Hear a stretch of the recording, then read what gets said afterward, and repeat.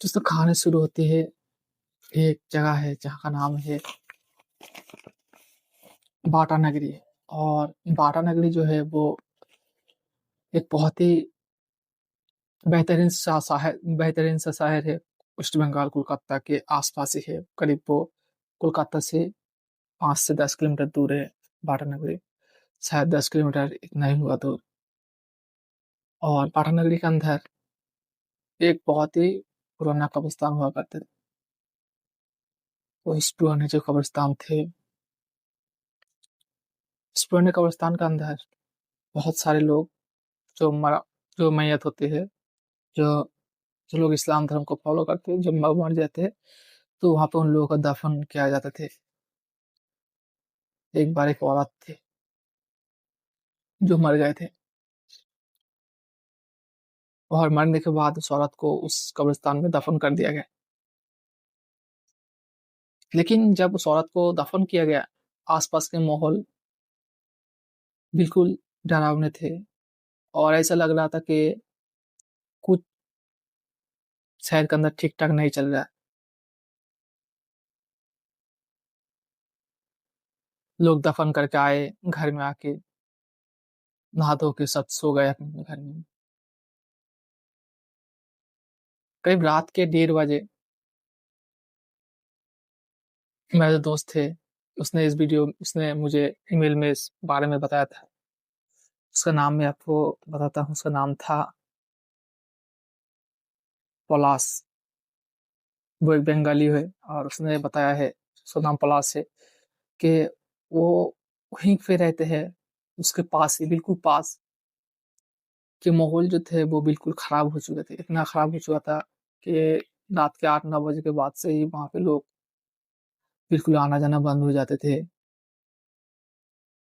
लोग डर के साए में रहते थे। लेकिन इससे पहले भी और भी लोग उस कब्रिस्तान में दफन किया गया, लेकिन कभी भी कुछ नहीं हुआ। लेकिन जब उस औरत के मौत के बाद से ही वहां पे बहुत ही ज्यादा डरावने माहौल होना शुरू हो गया। बाद में पता चला, पुलिस ने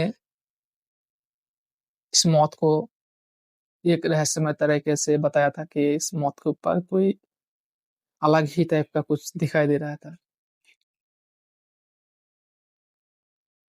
केस को और आगे ना बढ़ा के वो लोग फाइल में ही दबा दिया, और पूरी तरह से वो उस केस को स्मित कर दिया।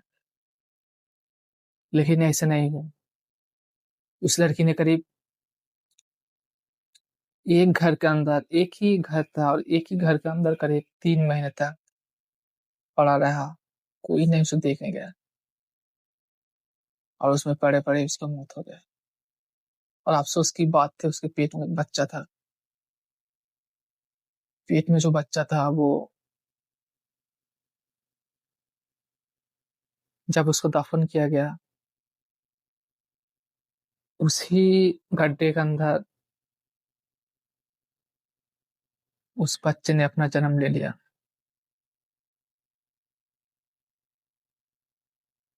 और कुदरत की कुदरत ही देखो, वो बंदा वो बच्चे जो थे वो बच भी निकला। क्योंकि जब किसी को कब्र दे के आते हैं लोग, तब छोटे छोटे बहुत सारे, जिसे हम कहते हैं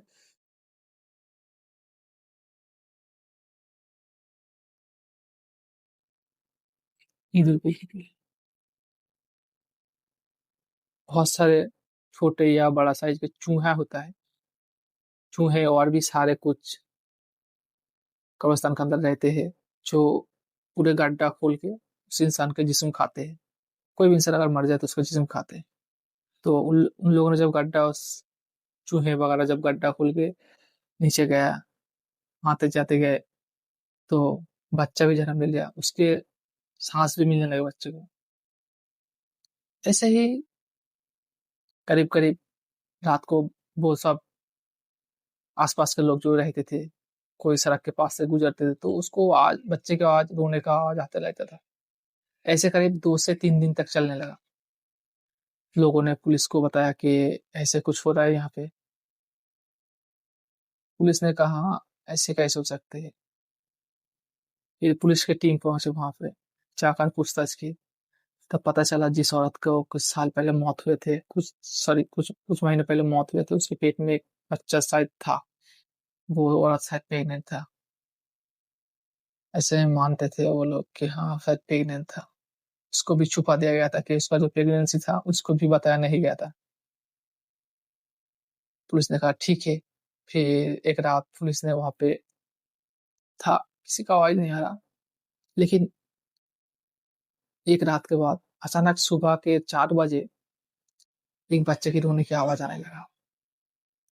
करीब पुलिस के 3-4 जवान थे, और उसने अपने हेडक्वार्टर में थाने में कॉल किया, और कॉल करने के बाद और भी सारे पुलिस आया, पुलिस की टीम आया। आके उन्होंने फैसला लिया कि ठीक है, कब्रिस्तान को फिर से खोद के देखा जाएगा क्या हाल हो रहा है, इसके अंदर कैसे किया है। क्योंकि जो आवाज है वो उसी औरत के कब्र के अंदर से ही आ रहा था। फिर जब कब्रिस्तान को खोला गया तो दोस्तों किस्मत देखिए, जो एक छुआ होता है वो भी एक, बोलते हैं ना, जो मारता है ऊपर वाला, जिसे मारता है उसे कोई नहीं बचा पाता, जिसको बचाता है उसे कोई नहीं मार पाता। ऐसे ही कुछ इस सीन में देखने के लिए मिला। वो छोटा सा नादान बच्चा, करीब 4-5 दिन हो चुके थे, वो बहुत भूखे भी थे, और उसका माँ का जो दूध था उस दूध को वो पीता रहता था। और ऐसे किया, आश्चर्य की बात ये था कि उसका माँ का जो स्थान था उसमें दूध भी थे, और उसका जो माँ था, उसका जो जिस्म था वो पूरी तरह से कुछ नहीं हुआ, और बिल्कुल जैसे एक जिंदा औरत के होते वैसे ही था। करीब जब तक उसको खोल कर देखा गया तब तक। उसके बाद क्या हुआ तो कुदरत को ही पता। लेकिन इस कहानी से एक चीज सुनने को मिलता है कि उसको ऊपर वाले से मारते से कोई नहीं मार पाता। यही असली राज था। कहानी का मेन मुद्दा ये है कि उस लड़की को क्यों 3 महीने तक एक घर के अंदर बंद करके रखा गया था, और ऐसा किया हुआ था। इसके लिए पहले से ही पुलिस अपना काम कर रहा था, दोषियों का तलाश रहा था, और कुछ दोषी पकड़ा भी गया। उसके ऊपर केस भी चल रहा है। हम आपको उसके बारे में डिटेल में बताएंगे जब पूरे अपडेट आएंगे। वादा करते हैं आप लोगों से, मैं इस वीडियो के बारे में आप लोगों को पूरे बताऊंगा डिटेल में कि उस औरत के साथ क्या हुआ। लेकिन आप लोगों के लिए इतना ही बहुत है कि ये जो बच्चा था जो भी जिंदा निकल गया, और उसका जो माँ था उसका मौत हो गया था, 5 दिन, 4-5 दिन हो चुके थे। फिर भी उसको बॉडी में कुछ नहीं आया, जैसे जिंदा औरत। जिस लोगों ने, जिस पुलिस वाले ने तो देखा, उसने कहा कि हाँ, बिल्कुल जिंदा औरत की तरह था। उसके बॉडी में एक खरोच भी नहीं आया था, और जैसे एक माँ का स्थान होता है, जिंदा माँ का स्थान जिसका बच्चा होता है, वैसे ही था उसका दूध भी।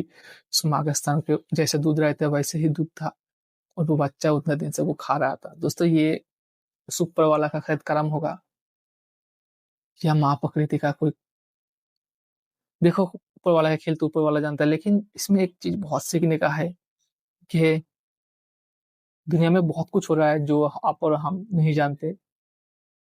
हम ऐसे ही कुछ कहानी आप लोगों के लिए लाते हैं, और जो सच्चाई होती है आप लोगों के सामने पेश करने की कोशिश करते हैं।